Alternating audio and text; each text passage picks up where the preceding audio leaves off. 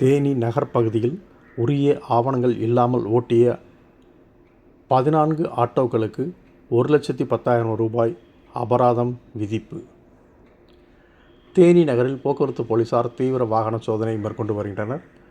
இருசக்கர வாகனங்களில் தலைக்கவசம் அணியாமல் செல்பவர்கள், 4 சக்கர வாகனங்களில் சீட் பெல்ட் அணியாமல் செல்பவர்கள், உரிய ஆவணங்கள் இல்லாத ஆட்டோ மற்றும் கனரக வாகனங்கள், குடிபோதையில் வாகனத்தில் ஓட்டுபவர்கள் உள்ளிட்டோர் மீது தொடர்ந்து அபராதம் விதித்து வருகின்றனர். இந்த நிலையில் டிஐஜி சசிமோகன் அறிவுறுத்தலின்படி தேனி போக்குவரத்து காவல் ஆய்வாளர் தட்சிணாமூர்த்தி தலைமையில் தேனி நகரில் போக்குவரத்து போலீசார் தீவிர வாகன சோதனையில் ஈடுபட்டனர். அப்போது